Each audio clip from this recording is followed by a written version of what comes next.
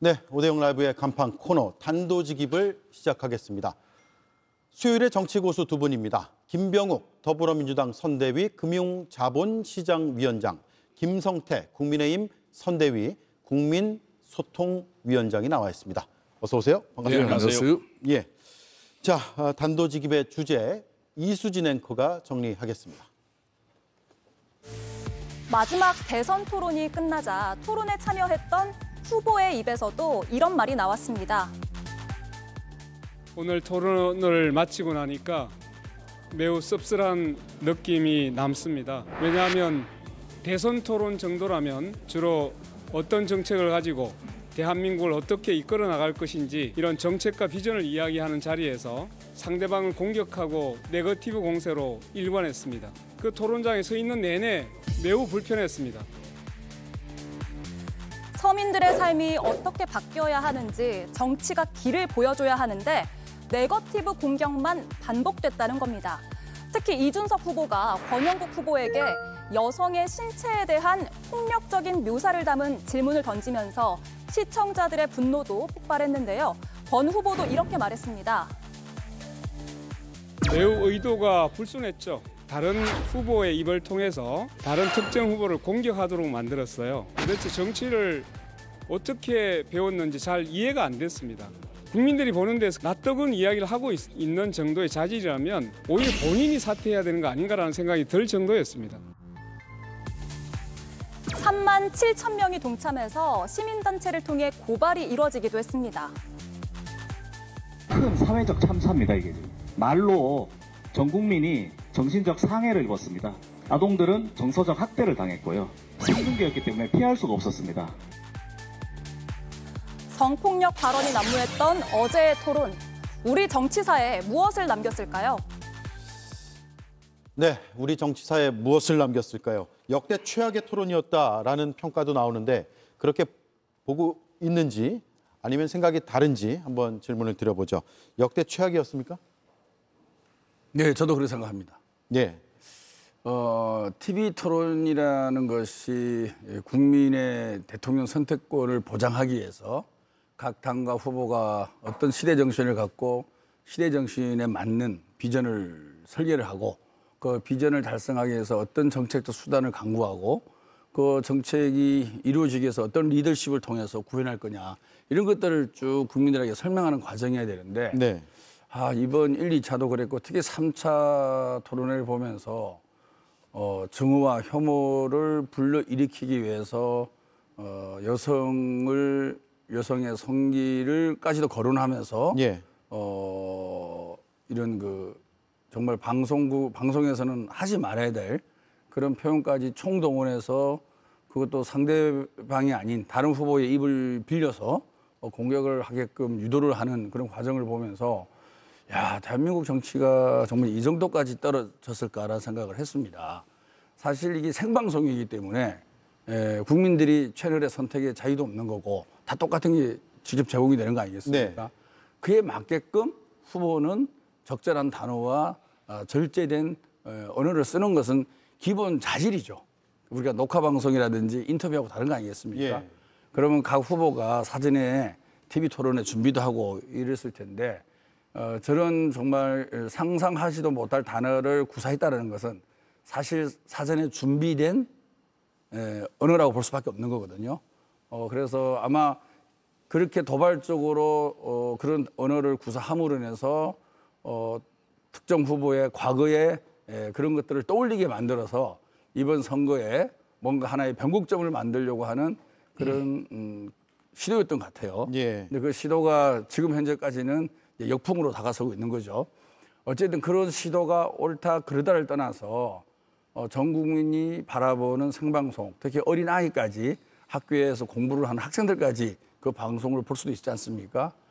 그런데 여성의 성기, 젓가락 이런 단어들을 예. 더 이상 짚지는 마시고 이렇게 공개적으로 거론을 하고 그것을 정치적 공격의 수단으로 버젓이 쓰고 있고 그것이 공당의 대통령 후보라는 그런 모습에 대해서 분노하지 않을 수 없고 예. 과연 저런 TV 토론이라 그러면 앞으로 TV 토론의 무용론까지도 나올 수가 있을 수밖에 없고요. TV 토론회가 근본적으로 재손질돼야 된다. 네. 그런 생각도 한번 했습니다. 예. 뭐 김병욱 의원께서는 뭐 상당히 뭐 조목조목 많은 내용을 짚었지만은 어제 이준석기획신당 후보가 뭐 그 여성 신체 부위를 뭐 특정하면서 언급한 부분은 그거는 분명히 잘못됐다고 보고 있습니다. 그렇지만은 이제 본인이 이제 해명을 한 부분에 대해서는 불편할 국민이 있을 수 있다는 것을 알고 있었고 그에 대해서는 뭐 이제 심심한 사과를 또 드린다고 했거든요. 그러니까 이제 그렇지만은 이제 그런 언행 자체가 사실이라고 하면은 그것은 이제 충분히 검증되어져야 된다는 것이고 자신은 어제 이제 TV 3차 이제 이 토론에서 전 국민들 앞에서 그 내용을 이제 검증해내기 위해서 이제 뭐 저런 표현을 비유를 통해 가지고 했지만은 그렇지만 적절을 하지는 않았습니다. 그렇다고 해서 좀 민주당 입장에서도 이걸 마치 뭐 그냥 본질은 다 덮어버리고 이준석기획신당 후보가 뭐 저런 뭐 성적 그런 뭐 문제가 발언에 이제 발언이 될 수도 있는 그런 부분만 가지고 저렇게 올 뭐 후보 사퇴하라고 그러고 뭐 총공세를 펼치고 있는 그런 부분은 저는 또 이거는 너무 또 가하다. 예. 또 그런 측면에서 본인은 이제 이준석기획신당 후보 같은 경우는 전 국민이 다 지켜보는 이 TV 이번에 후보자 토론 같은 경우는 이 보통 일상적인 정상적인 대통령 선거 때는 5번을 해요. TV 토론을. 그러니까 이번 조기 대선 같은 경우는 3번밖에 하지 못하거든요. 네.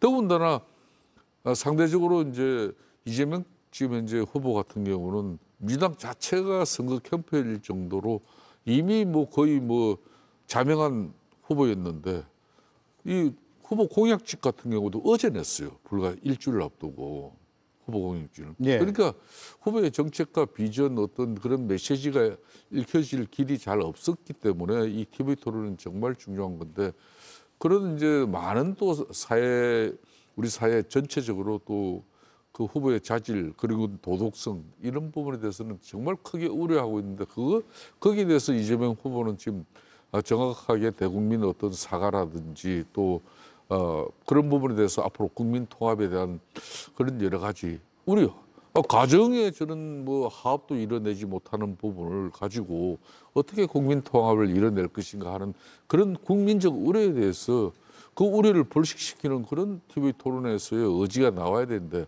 그 부분은 그냥 슬쩍 그냥 넘겨버리고 그런 식이었거든요. 저는 그런 부분에 대해서 좀 어제 TV 토론, 이거는 뭐 전체 후보 어느 누구에도 도움 안 되는 토론이 있다 이렇게 보고 있습니다. 예. 자, TV 토론이 1997년 대선 때부터 도입이 됐고요. 유권자들이 직접 보고 직접 판단해보자라는 취지였습니다. 저도 과거의 TV 토론 쭉 생각해 보면 그 TV 토론에서 뭐가 쟁점이었고 각 후보들이 무슨 논리와 또 공약의 근거들을 가지고 토론했는지가 기억이 나거든요. 1997년 김대중, 이회창 후보의 TV 토론회 때는 제가 알기로는 IMF 문제와 또 경제 문제가 굉장히 뜨거웠던 걸로 기억을 하고 있고 2002년 대선 TV 토론은 노무현, 이회창 후보, 권영길 후보도 있었죠. 이렇게 토론을 했는데 당시 기억하기로는 행정수도 이전 문제, 이거 그 수도권 과밀화 해소인가 아닌가, 또 이걸 하게 되면 지역 특히 수도권에 공동화 현상이 일어나느냐 아니냐 이런 것들을 굉장히 깊게 파고들어서 유권자들이 선택하는 그런 계기가 됐었고요. 그 뒤에도 박근혜 문재인 두 후보의 2012년이죠. 12년 대선 때 모습도 기억이 납니다. 물론 그때도 상대 후보에 대한 뭐 검증이라는 이름으로 어느 정도의 네거티브가 있었던 것도 사실이긴 하지만 이번에는 너무 심한 것 아니냐라는 생각을 지울 수는 없는 것 같다는 분들이 있습니다. 어떤 책임, 그러니까 누구에게 이런 책임이 있다고 보세요? 제가 보기에는 지지율 격차가 벌어지다 보니까 무리수를 두는 것 같습니다. 예. 지지율 격차가 물론 여론조사가 다는 아니지만 엇비슷하면 되게 국민의 눈높이에 맞추려고 노력하고 조그만 실수가 있어도 치명적인 타격을 입을 수 있는 거 아닙니까? 그런데 지지율이 좀 벌어지다 보니까 좀 포기한 듯한 그런 모습도 있고 뭔가 큰 거 한 방 터뜨려서 이 전세를 뒤엎지 않으면 현실적으로 어렵다라는 전략적 판단 하에 저런 무리수를 둔 거고 사실 어떻게 보면은 방송을 빙자한 어느 폭력 아니겠습니까? 정말 있을 수도 없는 그러면서 이제 큰 노이즈를 일으켜서 마치 뭔가 새로운 이슈를 만들어내려고 하는 인위적인 예. 그런 모습인데 역풍으로 지금 다가서고 있는 거죠. 그만큼 국민의 이제 수준이 상당히 올라와 있고 저는 이제 거론되는 것들은 이미 과거의 이 지지율의 상당 부분 이제 반영된 측면도 있고 그래서 지지율 격차로 인한 2, 3등 후보로서는 할 수 있는 유일한 방법이 네거티브 아닐까라는 예. 생각을 많이 합니다. 사실 지금 대선에서 가장 중요한 것은 12.3 비상계엄으로 무너져 내린 대한민국의 헌정 질서를 어떻게 하면 회복할 수 있을까? 그게 가장 큰 주제가 되거든요. 그런데 국민의힘 후보는 아직도 그 부분에서 12.3 비상계엄과 탄핵에 대해서 명확한 반성과 대안을 내놓고 있지 않다 보니까 이게 크게 국민들로부터 함께 뜻을 모으는 그런 토론회가 안 되고 있고요. 그리고 지금 경제가 아주 어렵지 않습니까? 특히 이제 트럼프가 들어서고 나서 미국 중심의 보호무역지, 특히 관세를 동원한 무역전제, 이런 부분에서 우리가 어떻게 대처할 것인가. 미중 패권 경쟁이 계속되고 있는데 특히 중국의 추격이라기보다 이제는 우리를 잡았다고도 표현할 수 있는 건데요. 이제 그런 문제라든지 내수경제 살리는 문제라든지 다양한 정말로 우리가 깊이 있게 고민해야 되고 그런 답을 찾으려고 노력하는 모습 자체가 국민들에게 책임지는 정치 모습 아니겠습니까? 그런 것들은 사실 이제 온데간데 없고 주제는 분명히 이 경제, 사회, 정치 구분되어 있음에도 불구하고 네거티브를 동원해서 주제와 관련 없는 질문을 해나가고 이런 모습을 보면서 정치의 수준이 왜 이렇게 올라가지 않을까라고 생각하고 있고요. 사회자가 저는 좀 그런 부분에 대해서 토론 사회자요? 토론 사회자가 룰을 위반했을 때는 또는 누가 보더라도 이거는 거론해서는 안 될 단어들을 쓰거나 이럴 때는 즉시 제지할 수 있는 그런 또 사회자도 필요하지 않을까 그런 생각도 해봤습니다. 네. 아무리 이제 과거에 있었던 사생활의 영역이었다고 하지만은 그렇지만 그게 입에 담지 못할 치명적인 그런 막말을 갖다가 지금 현재 이 조기 대선판에 특히 유력한 지금 후보로 돼 있어요. 이재명 후보는 지금 민주당이 자랑스럽게 내선 후보인데 문제는 그런 사생활의 영역이고 과거에 있었던 치명적인 막말이었지만 그런 언행이 그게 사실로 그렇게 진짜 전 국민들이 다 알 정도로 그게 해자되고 돌아다니고 있다 그러면은 이것도 대한민국 앞으로 일국의 대통령이 되는 사람의 자질 도덕적인 측면에서 그걸 그냥 우리 온 국민들이 그 일은 옛날에 사생활의 영역이고 어느 가정이든 좀 불편할 때 그런 시절이 있는 거다. 그렇게 치부하고 넘길 수도 있겠지만 이건 치명적이에요. 그런 치명적인 음성 녹음이 된 그런 정말 내용들이 그냥 이렇게 시중에 돌아다니고 그걸 이제 이준석 계획신당 후보 입장에서는 이런 가정생활 과거에 이렇게 참 정말 누가 봐도 상식적으로 이해되지 않는 그런 부분이 있는데 이런 분이 어떻게 앞으로 그렇지 않아도 지금 현재 윤석열 전 대통령이 3년 이 국정 동안에 정말 주워 담지 못할 지금 양극단의 이런 팬덤 정치에 의한 그런 진영 대결은 정말 이제 대한민국이 위태로울 정도까지 됐는데 그럼 무엇보다도 이번 조기 대선을 치르고 나면 제일 중요한 게 국민 통합이에요.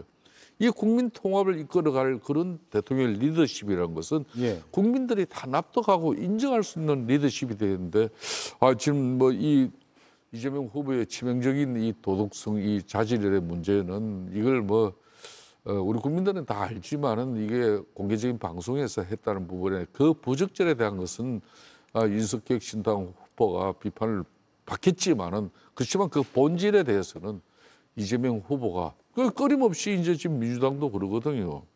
지금 김문수 후보를 공격할 때마다 보수 진영을 공격할 때마다 12.3 비상계엄 그 오판 잘못한 부분에 대해서 왜 아직도 윤석열 전 대통령은 대국민 사과 한 번 하지 않느냐.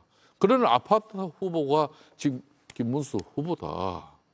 아직까지 윤석열 대통령과 절연하지 못하면서 또 부정선거 음모론자들 그분들과 선긋기도 하지 못하고 있고 그런 가운데 지금 현재 또 윤석열 측근 세력들이 지금 후보 주변에 다 뭐 포진하고 있다. 이렇게 늘 공격하고 있잖아요. 예. 그렇지만은 김문수 후보 입장에서는 지금 현재 윤석열 전 대통령은 분명히 이제 탈당을 해서 국민의힘 당직을 가진 사람도 아니에요. 그건 내 책임 아니다. 이렇게 말을 못 하잖아요. 마찬가지로 이재명 후보 입장에서도 인석계획신당의 어제 후보의 인석 후보의 그 뭐 선정적인 표현 그 자체에 가지고 문제가 있다면은 예. 자신도 되돌아보는 그런 계기가 되어줘야죠. 국민들 앞에 진솔한 그 부분에 대해서 앞으로 국민 통합적인 그런 리더십을 발휘해야 될 대통령으로서는 내가 그때 그 시절 정말 잘못한 그런 처신이 오고 발언이 있다. 잘못하고 잘못됐고 후회한다. 이런 정도는 날려줘야죠. 네. 그런데 이런 내용은 다 피해가 버리잖아요. 아니 어제 방송에서 그 부분은 분명히 살짝 사과를 했죠. 했고 사과를 했고 한 번 더 한다 그랬잖아요. 언제 합니까? 어제 했잖아요. 아. 예, 이미 사과를 했고 또 사과드립니다라고 말씀을 드렸고요. 그리고 이제 이준석 그 후보의 저 정말 막말 발언은 이제 아들과 관련된 얘기 같은데 추측을 해보면 사실 그게 그 아들의 계정이라는 것도 수사 과정에서 드러난 것도 없습니다. 아직은요. 그리고 그 표현을 보면 사실 이거보다는 그렇게 심한 표현도 아니에요. 제가 일일이 말씀드리기는 뭐한데 그래서 그게 뭐 후보 당사자의 것도 아니고 후보 당사자 거는 이제 원래는 그게 본인이 얘기한 게 아니고 그 형이 그런 얘기를 한 것을 전달한 거잖아요. 그럼에도 불구하고 사과를 한 거고요. 그다음에 그 아들로 추정되는 부분은 본인 것이 아니고 아들 거고 아직도 그 계정이 아들이라는 증거는 없습니다. 다만 추측을 할 뿐이죠. 예. 그렇기 때문에 이것을 계속 이렇게 이준석 후보나 국힘에서는 이거를 이제 회자시키고 싶어 하겠죠. 근데 이미 이제 국민들이나 언론에서는 다 익히 알고 있는 사실이고요.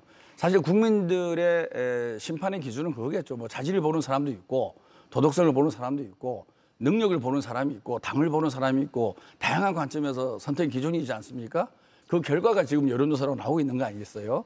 그래서 특정 부분을 강조해서 후보를 평가할 수 있는 자유도 있다고 봅니다. 하지만 다양한 국민들이 다양한 측면에서 후보를 평가해서 나온 여론조사이기 때문에 그것도 존중을 받아야 되고 특히 무엇보다 중요한 것은 이제는 일을 잘하는 사람이 필요한 거 아니겠습니까? 대한민국에서 이 민주주의를 회복을 하고 경제를 다시 일으킬 수 있는 그리고 구체적으로 성과를 내고 그 성과가 국민들에게 혜택이 갈 수 있는 이런 전체 과정에서 누가 일을 잘할 수 있는 사람이냐.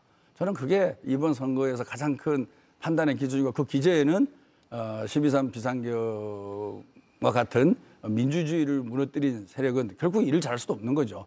민주주의가 무너지면 다 무너지는 거 아니겠습니까? 자, 민주주의 기반이 왜? 역시 후원회장으로서 이재명 당대표 시절 후원회장이신 김병욱 의원은 상당히 실세적인 왜 실세인데 그렇습니까?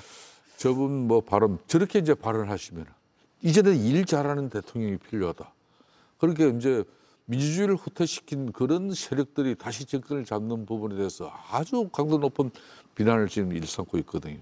그렇지만은 가정도 제대로 이 수신 수가 참 이 가정도 제대로 다스리지 못한 그런 도덕성이나 자질을 가지고 그러면 국민들은 어떻게 대할 것인지 그런 우려가 있는데 이렇게 되는 거니까 저는 서로 잘못한 부분은 잘못한 대로 예. 이렇게 넘어가 줘야 되는 것이고 어제 이제 토론에서도 그런 거예요. 그러면 이제 지금 현재 입법 권력 입법 권력의 중심에 섰던 그 이재명 지금 후보 입장에서는 국회의 절대적인 입법 권력이 여기에 지금 행정부의 수반으로 대통령까지 되어버리면은 이미 상권 중에서도 2개를 지금 손에 쥐어요. 여기다 이제 사법부마저도 그냥 사법부의 독립성이 우려될 정도로 심대한 지금 현재 봐요. 이재명 후보가 대통령이 되면 재판 정지법 해가지고 그동안 법원에서 5개의 범죄 사실과 재판받는 거 이거 전부 임기 중에는 중지돼 버리죠. 또 대법관 정언해가지고 뭐 설사 그렇게 올라오더라도 마음에 안 드는 내용이 있으면 대법원에서 또 다 파기환송 시켜버릴 수도 있죠. 예. 예? 그리고 이제 뭐 비법률가도 앞으로 대법관으로 대법관 정원해가지고 임명해버리면은 완전히 이게 사법체계가 다 무너지는데 그러면 상권 분립의 의미가 없어지는 거예요. 대한민국은 이제 총통제가 되는 겁니다. 그 총통 국가의 그냥 중심의 총통이 이재명 지금 민주당 후보가 되는 거예요. 이거야말로 지금 현재 김병욱 의원님이 말씀하시는 민주주의의 가장 큰 위협이 바로 이 대목인 거죠. 예. 사실 국민들이 들으면 일견 맞을 것 같은 생각, 맞을 거라고 생각하는 맞는 국민들도 이야기예요. 있겠지만 제가 말씀을 드려볼게요. 그러면 대한민국은 항상 여소야대여야 됩니까? 그러니까 대통령과 국회가 다수당이 국회의 다수당과 대통령이 어느 당 출신이냐가 같아야 되냐 이거죠. 그게 지금 반대하는 거잖아요. 대통령과 다수당이 같을 수도 있고 다를 수도 있어요. 근데 우리가 여소야대가 많았죠. 근데 여소야대가 될 때마다 또 많은 비판이 있었어요. 이게 성과가 안 나고 효율이 안 나니까. 네. 이거를 그러지 말고 그래서 임기를 같이 하자는 또 이제 논의가 헌법개정 논의가 있는 거 아니겠습니까?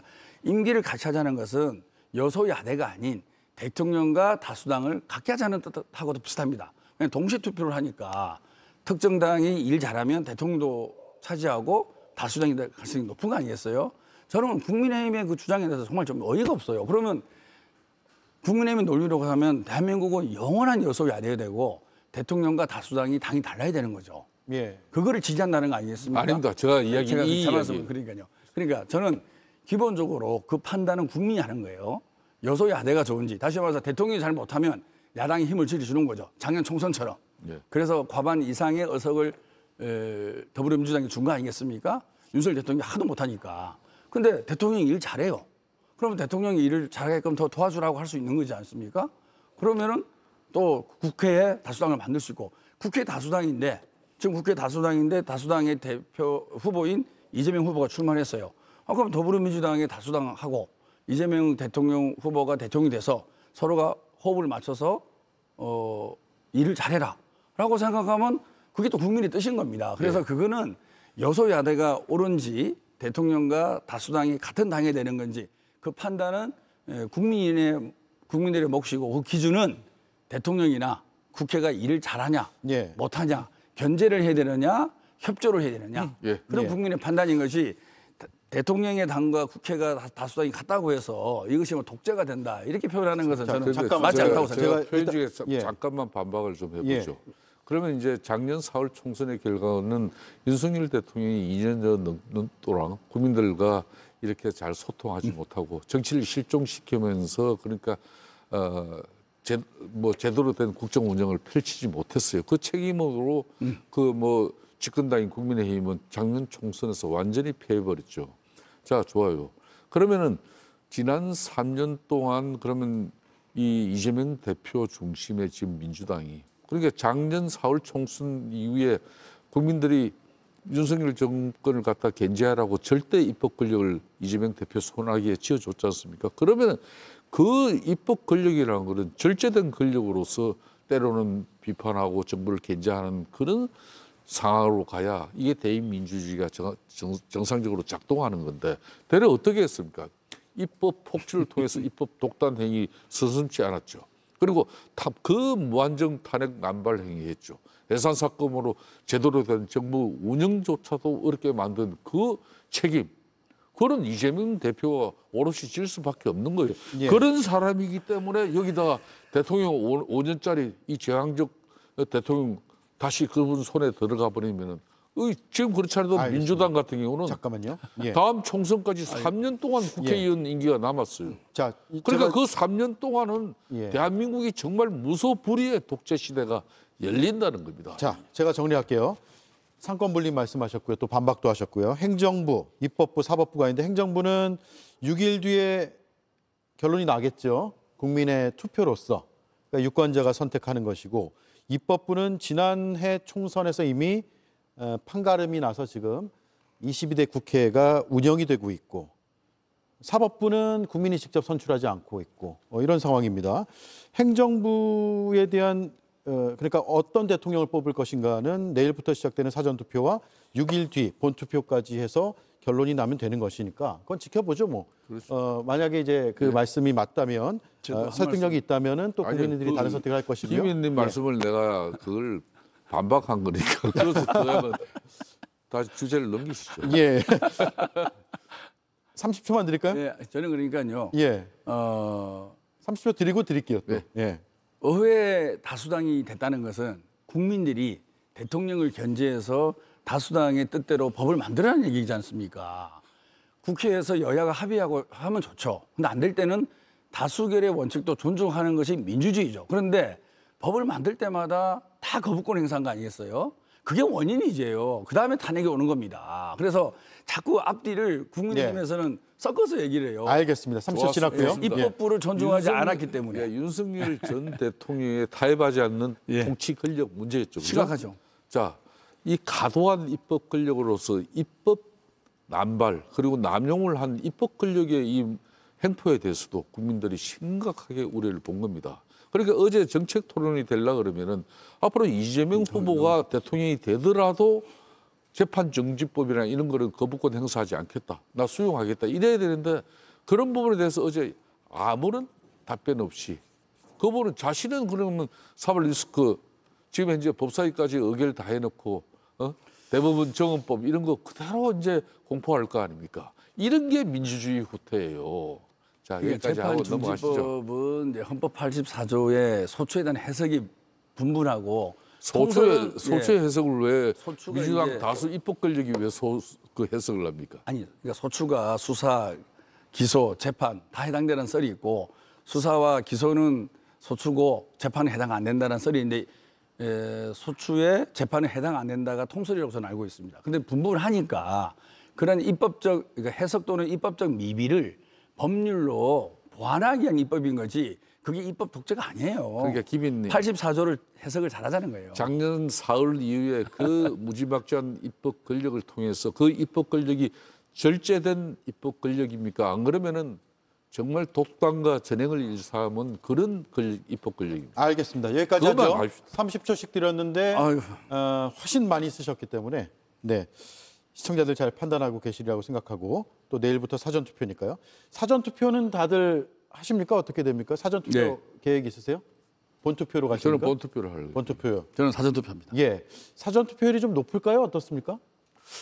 내일 저는 이번 같은 경우는 본투표가 높을 것 같은데 그런데 재거주자 투표 같은 경우는 보니까 거의 80% 가까이 지금 뭐 접근을 했던데 그만큼 지금 대한민국의 대통령이 조기 대선에 대해서 해외 동포들까지도 큰 관심을 가지고 있거든요. 예. 그걸 비추어 보면은 이번 뭐 사전 투표뿐만 아니라 본 투표까지도 예상을 뛰어넘는 투표율이 나올 수 있습니다. 해외 거주자들은 사실 이번에 비상계엄을 통해서 대한민국의 순간적인 추락에 대해서 많은 걱정들을 했죠. 특히 해외 나가면 다 애국자라 그러지 않습니까? 그렇게 대한민국 K-밸류가 가치가 높은데 갑자기 대통령 하나 잘못 만나갖고 정말 21세기 백주대낮에 대명천지에 비상계엄을 일으킨 거 아니겠습니까? 예. 그러니까 완전히 이게 대한민국을 자랑스러운 조국으로 생각했던 해외 거주민 입장에서는 대한민국의 민주주의가 회복되어야만 그분들의 명예와 그분들의 자긍심도 더 높아지는 거예요. 해외 나가면.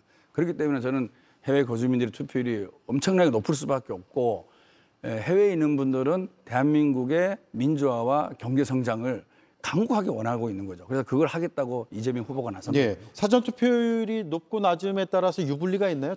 정당마다? 뭐 전통적으로 민주당 입장에서는 사전 투표율이 높아지면은 민주당 후보가 유리하다고 지금까지 주장했고 또 그걸 나름 뭐 일정 부분 사전 투표 용지가 이제 본 투표 날 그러니까 이제 투표 마감 시간이 지나고 나면 이제 개표가 되잖아요. 예. 개표될 때 제일 먼저 이제 부재자 투표한 거하고 사전 투표한 이런 내용대로 절차대로 주로 많이 진행되다 보니까 사전 투표가 많아지면 민주당이 유리하다 그런 주장을 펴는데 그렇지도 않았어요. 지난번 대선 같은 경우는 되려 윤석열 대통령이 그런 민주당의 주장과 예상을 띄었고 윤석열 당시 후보가 됐거든요. 그렇기 예. 때문에 이번 뭐 사전 투표가 높고 또 해외 교포 투표율이 높다고 해서 그걸 전부 민주당 이재명 후보의 지지가 절대적이기 때문에 그렇게 해석하는 거는 아마 뭐 우리 김배국 의원님이 후원 회장이시니까 충분하게 이해를 합니다. 예, 반론 듣죠. 사전투표는 부분 민주당이 유리한 건 맞습니다. 항상 보면 우리가 사전투표에 저 같은 경우도 작년에 졌지만 사전투표는 많이 앞섰거든요. 근데 그게 왜 그러냐 그러니까 확실히 우리 민주당을 지지하는 사람들은 조금 젊은 층이 많이 있습니다. 네. 그래서 대선 당일날 다른 또 일을 하고 싶어하는 욕망들이 있습니다. 그래서 빨리 투표를 하고 그 날짜는 뭐 다른 일을 할지 안 할지는 모르겠는데 숙제를 미리 끝내는 거죠. 그리고 또 하나는 이제 강렬한 욕망이 있을 때 투표를 빨리 하고 빨리 하는 거죠.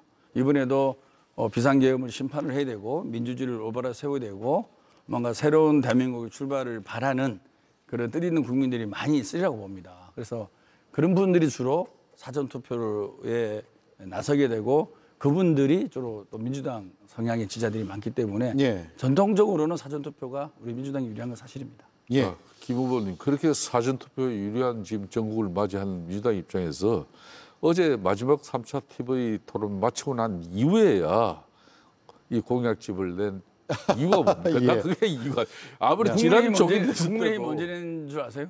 아니 국민의힘은 그 뒤에 냈어요. 더 몇 시간 더 늦게 나왔죠. 26일이고요. 예, 거의 비슷해요. 민주당은 오늘 나왔고요. 예. 국민의힘은 26일, 네. 개혁신당은 온라인에 게시하고 공약집은 내지 제가 좀 않고요. 말씀을 드릴게요. 이제 가장 큰 거는 시간이 이제 없어서 뜻하지 30초, 않은, 예. 30초 드리겠습니다. 뜻하지 않은 이제 조기 대선이 이루어진 거 아니겠습니까? 그게 제일 컸고요. 두 번째는 저희가 이제 다수당이고 여론조사가 많이 앞서가 있습니다. 저희가 발표하는 정책이 거의 확실하게 집행이 될 거라는 시장에 시그널을 주게 됩니다. 그러다 보면 이게 잘못 여러 가지 반향을 일으킬 수 있어요. 신중할 수밖에 없다는 말씀드리고요. 또 하나는 재정의 문제입니다. 우리가 아무리 좋은 공약을 내세워도 시기별로 단계별로 차근차근 할 수밖에 없는 게 현재의 재정 상태입니다.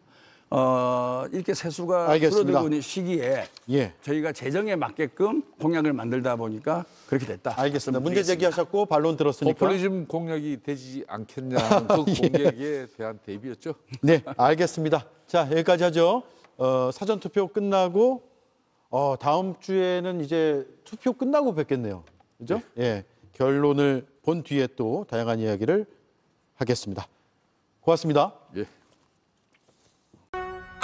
다름이 공존하는 위대한 나라. 우리는 또다시 답을 찾을 것입니다.